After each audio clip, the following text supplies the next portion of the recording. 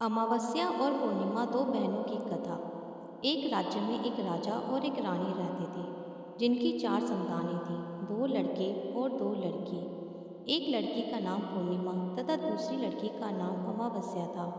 पूर्णिमा घर के कामों में निपुण थी और घर का पूरा काम करती थी और भगवान की पूजा अर्चना भी किया करती थी। इसके अतिरिक्त वह गौ माता की सेवा भी किया करती थी।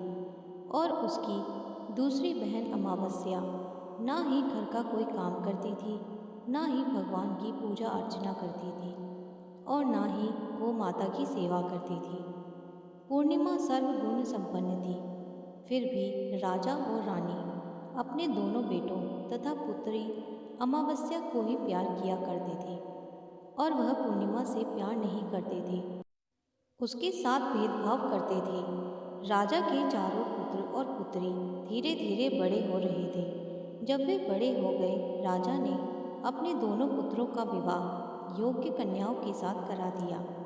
इसके बाद रानी ने राजा से कहा कि अब दोनों पुत्रियों के विवाह के योग्य हो गई हैं और इन दोनों का विवाह भी करा दो। लेकिन पुत्री अमावस्या का विवाह किसी बड़े खानदान में कराना और पूर्णिमा का विवाह किसी गरीब परिवार में कराना, क्योंकि पूर्णिमा को केवल भगवान की पूजा पाठ करना ही पसंद है और गाय की सेवा करना पसंद है। अब रानी ने राजा को दोनों पुत्रियों का रिश्ता तय करने के लिए भेज दिया। राजा ने अपने पड़ोसी राज्य में जाकर वहाँ के राजा के पुत्र से अमावस्या का रिश्ता तय कर दिया और वहीं पास के गांव में जाकर एक गरीब परिवार के लड़के से पुत्री पूर्णिमा का रिश्ता भी तय कर दिया। यह सारी बात जाकर राजा ने अपनी रानी को बताई तो रानी यह सोचने लगी कि अब देखते हैं कि भगवान इसकी मदद कैसे करते हैं। यह बहुत ही पूजा पाठ करती है और भगवान में मगन रहती है। पूर्णिमा का भाई और उसकी भाभी पूर्णिमा से बहुत प्यार करते थे, क्योंकि पूर्णिमा उनके घर के कामों में उनका साथ देती थी और कामों में उनका हाथ बटाती थी। और वहीं उनकी दूसरी बहन अमावस्या उन पर अपना रोब जमाती थी और घर का कोई कार्य नहीं करती। कुछ समय बीत जाने के बाद दोनों पुत्रियों का विवाह हो जाता है। राजा और रानी विवाह के बाद अपनी दोनों पुत्रियों को विदाई देते हैं। विदाई देते समय राजा और रानी पुत्री अमावस्या को बहुत सारा धन और दौलत देकर विदा करते हैं और पूर्णिमा को कुछ भी नहीं देते, खाली हाथ अपने घर से विदा करते हैं। इसके बाद दोनों बहनें अपने अपने ससुराल को चली जाती हैं।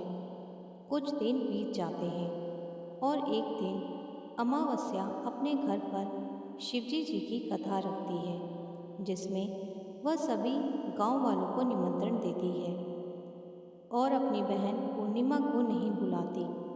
जब गांव की सभी औरतें अमावस्या के यहाँ जाती हैं तो यहाँ का सब दृश्य पूर्णिमा अपने घर के दरवाजे के बाहर बैठकर देख रही होती है। तब वहाँ से गुजर रही औरतें पूर्णिमा से कहती हैं कि तुम्हारी बहन के यहाँ शिवजी जी की कथा रखी है, क्या तुम नहीं चलोगी? पूर्णिमा ने कहा, मुझे निमंत्रण नहीं आया है, मैं नहीं जा सकती। सभी गांव की औरतें ने पूर्णिमा से कहा कि बुलाया नहीं तो क्या हुआ, भगवान शिव की कथा है, तुम हमारे साथ चलो। गांव की सभी औरतों की बात मानकर पूर्णिमा भी उनके साथ भगवान शिव की कथा में अमावस्या के घर चली जाती है। जब अमावस्या की नज़र पूर्णिमा पर पड़ती है तो वह कहती है कि तुम यहाँ कैसे चली आई, मैंने तो तुम्हें बुलाया ही नहीं था। खैर कोई बात नहीं, अब तुम आ ही गई हो तो चुपचाप बैठी रहना। और यह कहते हुए अमावस्या ने पूर्णिमा की गरीबी का भी मजाक उड़ाया। पूर्णिमा की आंखों में आंसू आ गए और रोते रोते मन ही मन में पूर्णिमा भगवान शिव से विनती करती है, हे भगवान, क्या पूजा पाठ करना गलत है? गौ माता की सेवा करना गलत है? आखिर मेरी गलती क्या है? आप मुझ पर अपनी कृपा दृष्टि कब बनाएंगी?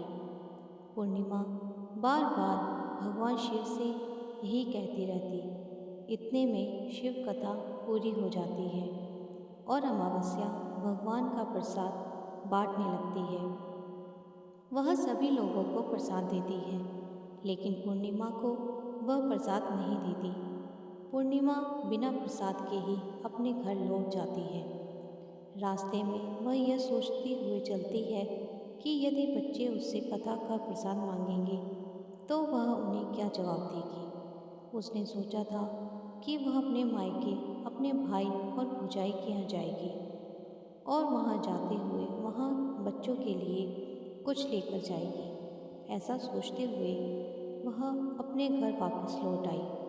घर वापस लौट कर आने के बाद वह अपने पति और बच्चों से कहती है कि वह अपने मायके जा रही है। पति ने कहा ठीक है, और कुछ समय बाद पूर्णिमा अपने मायके के लिए रवाना हो गई। चलते चलते रास्ते में एक चबूतरा आया जिस पर तुलसी का पौधा लगा था। उस चबूतरे पर एक बूढ़ी अम्मा बैठी हुई थी। वह कोई और नहीं, साक्षात तुलसी माँ थी। उस बूढ़ी माता ने पूर्णिमा से कहा, बिटिया तुम कौन हो और कहाँ जा रही हो? पूर्णिमा अपना परिचय देती है। परिचय देने के बाद बूढ़ी औरत ने पूर्णिमा से कहा, यहाँ तुलसी का पौधा सूख रहा है, इसमें थोड़ा सा पानी डाल दो और इस चबूतरे की साफ सफाई कर दो, जिससे मुझे थोड़ी ठंडक मिलेगी। पूर्णिमा ने कहा कि ठीक है माँ, मैं तुलसी में पानी डाल देती हूँ और यहाँ की साफ सफाई भी कर देती हूँ। पूर्णिमा ने साफ सफाई करने के बाद बूढ़ी अम्मा को भी नहला दिया और बूढ़ी अम्मा की भी सेवा की। उनके पैर दबाए और बूढ़ी अम्मा से कहा कि माँ जी और बताइए, मैं आपकी क्या सेवा करूँ? और कोई काम है तो बता दीजिए, मैं कर दूँगी। बूढ़ी अम्मा ने कहा, कुछ नहीं, अब तुम जाओ और वापस आते समय मुझसे मिलते हुए जाना। पूर्णिमा ने बूढ़ी अम्मा से कहा, ठीक है माँ जी, मैं जाती हूँ। वापस आते वक्त आपसे मिलते हुए जाऊँगी। कुछ समय आगे चलने के बाद एक शिव मंदिर आया। वहाँ पर उसे एक बूढ़े बाबा मिले जो मंदिर के बाहर बैठे हुए थे। वह कोई और नहीं, साक्षात भोलेनाथ थे। उन्होंने पूर्णिमा से कहा, कहाँ जा रही हो बेटी, तुम कौन हो? तब पूर्णिमा ने अपना परिचय दिया। फिर उस बूढ़े बाबा ने पूर्णिमा से कहा, इस चबूतरे की और इस मंदिर की सफाई कर दो। तब पूर्णिमा ने मंदिर की और चबूतरे की सफाई कर दी और वहाँ पर पूजा पाठ अर्चना भी की और साफ सफाई पूजा अर्चना करने के बाद उन्होंने बूढ़े बाबा को भी नहला दिया और उनसे कहा कि बाबा और कोई काम हो तो बताइए। तब बूढ़े बाबा ने कहा, नहीं बेटी, अब तुम जाओ और वापस आते वक्त मुझसे मिलते हुए जाना। पूर्णिमा ने कहा, ठीक है बाबा, मैं जाती हूँ, वापस आते हुए आपसे मिलते हुए जाऊँगी। आगे चलते चलते कुछ दूर चलने के बाद पूर्णिमा को एक काली जी का मंदिर दिखा। वहाँ भी एक बूढ़ी अम्मा चबूतरे पर बैठी हुई थी। उस बूढ़ी औरत ने भी पूर्णिमा से कहा कि बेटी तुम कौन हो, कहाँ जा रही हो? तब पूर्णिमा ने उस बूढ़ी औरत को भी अपना परिचय दिया। बूढ़ी औरत ने पूर्णिमा से कहा कि यहाँ पर सभी पूजा पाठ करने के लिए आते हैं, लेकिन मंदिर की साफ सफाई करने के लिए कोई नहीं आता, इसलिए तुम मंदिर की और चबूतरे की साफ सफाई कर दो। पूर्णिमा ने कहा, ठीक है माता जी, और पूर्णिमा मंदिर की और चबूतरे की साफ सफाई कर देती है और पूजा पाठ भी करती है और माता जी का श्रृंगार कर देती है और उस बूढ़ी अम्मा को नहला देती है और बूढ़ी अम्मा के पैर दबाती है और कहती है कि सभी काम हो गया है माँ जी, और कोई काम हो तो बताइए। बूढ़ी अम्मा कहती है कि नहीं बेटी, अब तुम जाओ, लेकिन वापस आते वक्त मुझसे मिलते हुए जाना। पूर्णिमा कहती है ठीक है, और वह आगे चली जाती है। आगे चलते चलते एक नदी आती है। वहाँ पर भी एक बूढ़ी अम्मा बैठी रहती है और वह कहती है कि बेटी, तुम कौन हो और कहाँ से आई हो। उसे भी पूर्णिमा अपना परिचय देती है। बूढ़ी औरत पूर्णिमा से कहती है कि नदी पर स्नान करने तो यहाँ सब आते हैं, लेकिन यहाँ की साफ सफाई कोई नहीं करता, इसलिए तुम इस किनारे पर साफ सफाई कर दो। तो पूर्णिमा कहती है ठीक है माँ जी, और वह वहाँ की साफ सफाई कर देती है और उस बूढ़ी अम्मा के पैर दबा भी देती है और कहती है माँ जी, और कोई काम हो तो बताइए। बूढ़ी औरत कहती है कि कुछ नहीं बेटी, तुम जाओ, लेकिन वापस आते वक्त मुझसे मिलते हुए जाना। और वह नाव में बैठकर नदी के दूसरे किनारे पहुंच जाती है और वह अपने मायके के घर पहुंच जाती है। वहाँ पर पूर्णिमा के भाई और भाभी उसे देखकर बहुत खुश हो जाते हैं और वे पूर्णिमा की बहुत खातिरदारी करते हैं और उससे बहुत सारी बातें करते हैं और कहते हैं कि बच्चों को भी साथ में लेकर आती तो बहुत अच्छा होता। अब कुछ समय के बाद पूर्णिमा ने वापस अपने ससुराल जाने को कहा तो उसकी भाभी ने उसके लिए एक साड़ी दी और थैले में बच्चों के लिए कपड़े और खाने पीने की कुछ चीज़ें रख दी और कहा कि तुम बहुत दिनों के बाद आती हो।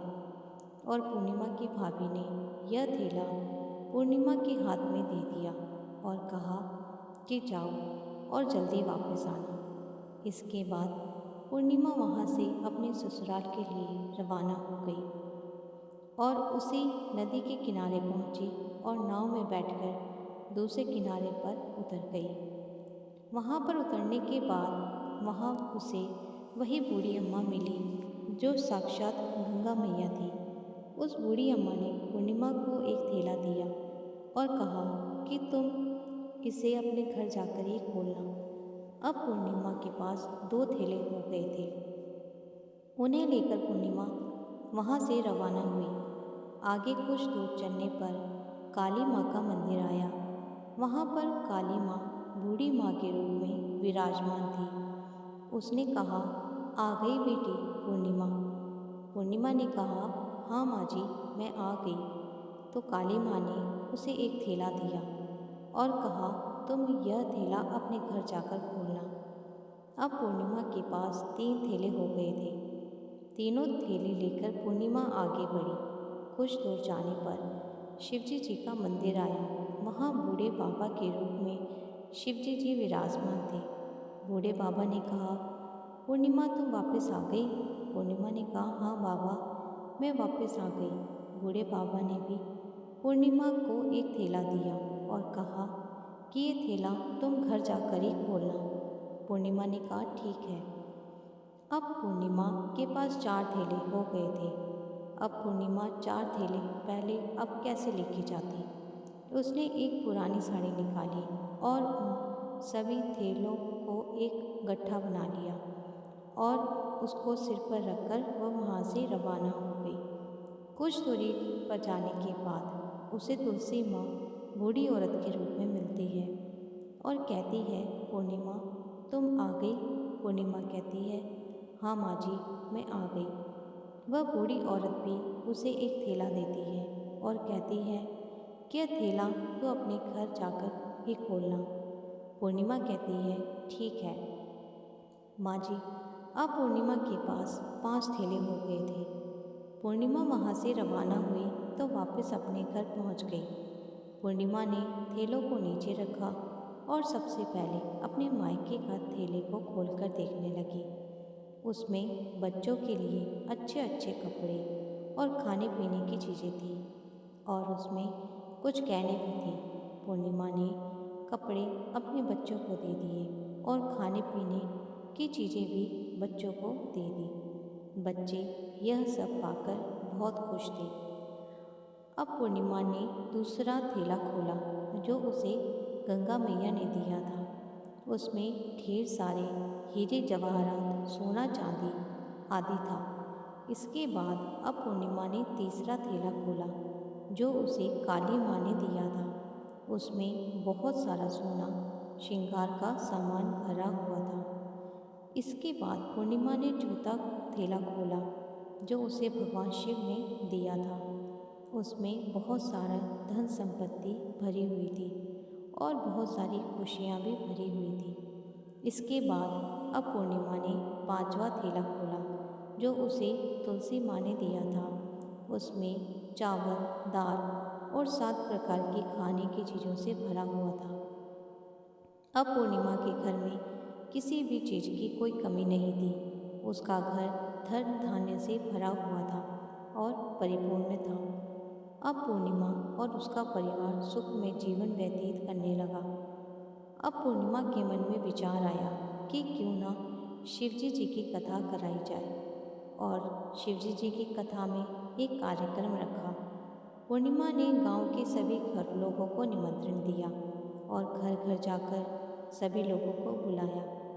पूर्णिमा अपनी बहन अमावस्या के घर भी गई और अमावस्या को भी शिवजी जी की कथा के लिए उसने अपने घर पर बुलाया। जब अमावस्या पूर्णिमा के घर पर शिवजी जी की कथा में आई तो उसने देखा कि पूर्णिमा के घर में किसी भी चीज़ की कोई कमी नहीं है।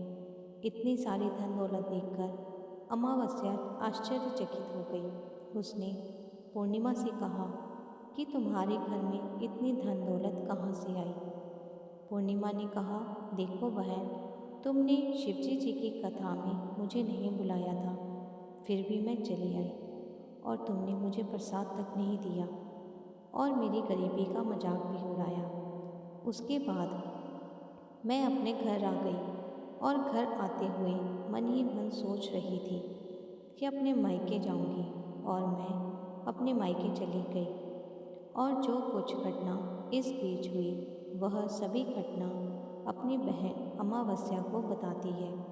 तो अमावस्या कहती है कि तुम भी मुझे प्रसाद मत दो और मुझे डांट लो, लेकिन पूर्णिमा ने कहा कि यह तो भगवान का प्रसाद है, मैं तो सभी को दूंगी और तुम्हें भी दूंगी।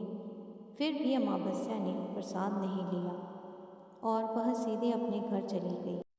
घर जाकर अपने बच्चों से कहकर वह अपने मायके जाने के लिए तैयार हो गई और मायके के लिए निकल गई। उसे भी रास्ते में चलते चलते तुलसी माँ मिली जो चबूतरे पर बूढ़ी माँ के रूप में बैठी हुई थी। बूढ़ी माँ ने अमावस्या से कहा कि बेटी, कौन हो तुम और कहाँ जा रही हो? अमावस्या ने अपना परिचय दिया। बूढ़ी माँ ने कहा, बेटी, यह तुलसी का पौधा सूख रहा है, इसमें थोड़ा सा पानी डाल दो और इस चबूतरे की साफ सफाई कर दो। इस पर अमावस्या ने कहा, बुढ़िया, तुझे दिखाई नहीं दे रहा कि मैंने इतनी महंगी साड़ी पहन रखी है, यह गंदी हो जाएगी। ऐसा कहकर वह वहाँ से चली गई। आगे जाने पर उसे भगवान शिव मिले जिसे भी उसने ऐसा ही कहा। उसके बाद आगे जाने पर उसे काली माँ मिली जिससे भी उसने यही सारी बातें कही। आगे जाने पर उसे गंगा मिली जिसे भी उसने यही सब कहा और आगे चली गई। इसके बाद अमावस्या जब नाव में बैठने लगी तो उसे नाव में फूलों की जगह कांटे भरे थे जो उसके पैरों में चुभ रहे थे। किनारे पर उतरकर वह अपने मायके चली गई। जब वहाँ से उसे उसकी भाभियों ने तथा भाइयों ने देखा तो मन ही मन में सोचने लगे कि काम के न काज की, 2.5 मन अनाज की। अब आ ही गई हो तो ठीक है। पूर्णिमा तो हमारे कामों में हाथ बटाती थी, यह कोई काम नहीं करेगी। अब उन्होंने खाना बनाया और खा पीकर सभी सो गए। अमावस्या अब सुबह उठी और अपनी भाभियों से कहा कि मैं अपने ससुराल जा रही हूँ। उन्होंने कहा, ठीक है, जाओ।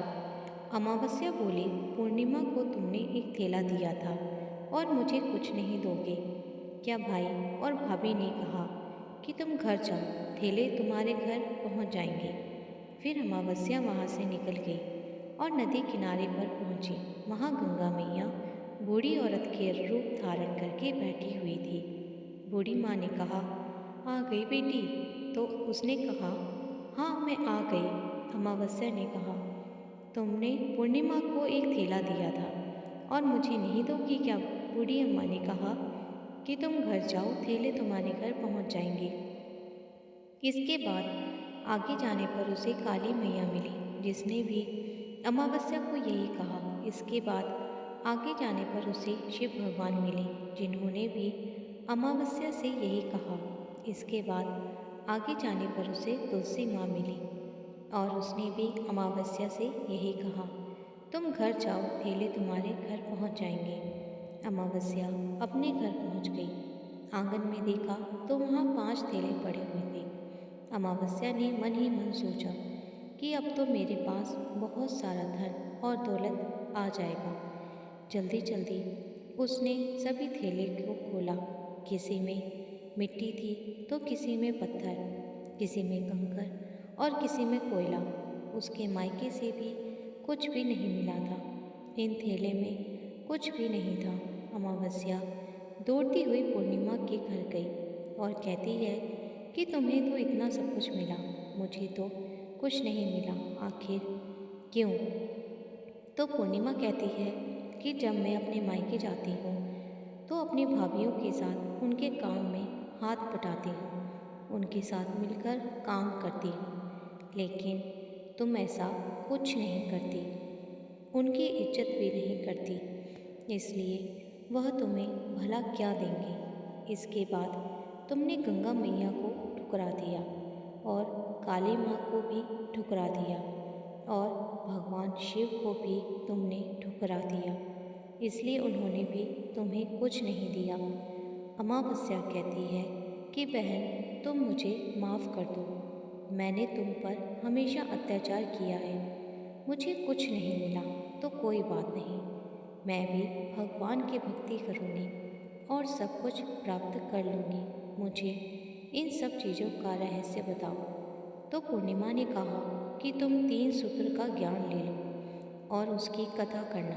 पहले सूत्र में दया मांगना, दूसरे सूत्र में कथा मांगना और तीसरे सूत्र में 108 बार ओम नमः शिवाय का जाप करना। बहन, भगवान ने ये सूत्र दिए हैं, इनको अपने हृदय में बसा लेना। मैंने भी यह 3 सूत्र अपने जीवन में अपनाए थे और सच्चे मन से भगवान की भक्ति पूजा पाठ की थी। फिर भगवान ने मुझे यह सब कुछ दिया और तुम्हारे पास जो कुछ था वह सब खत्म हो गया। इसके बाद अमावस्या अपने घर गई और भगवान की पूजा पाठ करने लगी। भगवान शिव से उसने माफ़ी मांगी और गौ माता की सेवा भी की और दूसरों की मदद भी करने लगी।